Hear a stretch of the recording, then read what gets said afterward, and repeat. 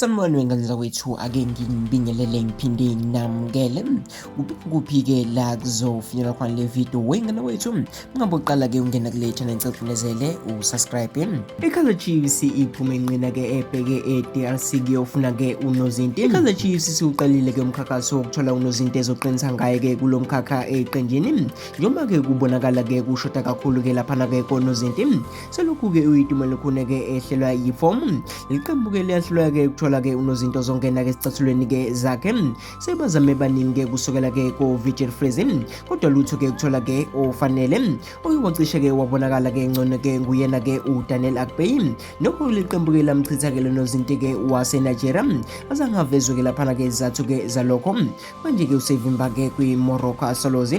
La khona-ke enza khona-ke umsebenzi omuhle-ke kakhulu-ke kuleli qembu. Kuyaxaka-ke ukuthi iKaizer Chiefs-ke kungani-ke iyamdedela-ke lo nozinti. Ngokusho-ke kwempempe laphana sethola ukuthi-ke i-Chiefs-ke seyikhiphe-ke inqina-ke ebheke Democratic Republic of Congo. La-ke iyozingela khona-ke unozinti-ke wemoteme pembe.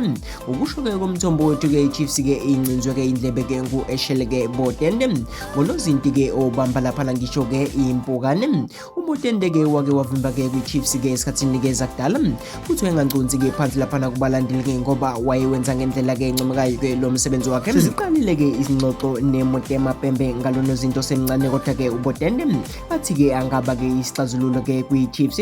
Amaphathi-ke bamfuna-ke Kaizer bofana-ke e-natural ngoJanuwari uma-ke sekuvula-ke iwindi lokusanyisa-ke abadlali. Iqembu-ke liqakekile-ke laphana ngonozinti njengoba-ke bevuza bonke manje. Akekho-ke ongcono-ke kuyisinda-ke kakhulu, kusho-ke laphana umthombo. uBrandon Peterson-ke okunguyena-ke uqala imidlalo-ke kule sizini unethunzi elibi laphana lokudlisa-ke i-Chiefs ngokwenza amaphutha amabi-ke akhomba ubudedemu-ke nokunganaki. Nangempelasonto-ke edlule-ke lonozinti-ke ushezi khulu-ke zicikekile-ke eyiphinda-ke iphutha aselenze kaningi laphana lokuphisana-ke ngebhola kungena sidingo. Amaphutha akhe-ke aqale-ke ukuqama laphana emdlalweni we-DStv Premiership bedlala-ke neMamelodi Sundowns. Wawaphinda-ke futhi-ke nako we-MTN bebhekene-ke nayo-ke i-Sundowns.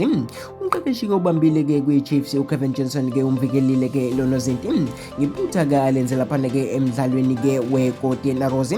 Wengenza kwethu-ke lezi ndaba-ke engithe ngakuthola zona. Ngifisa-ke ukuzwa umbona ukuthi ngabe iKaizer Chiefs-ke iyamdinga yini-ke omunye unozinti. Ake ngizwe umbono wakho laphana phansi kuma comment section. Mina sengiphuma kanje.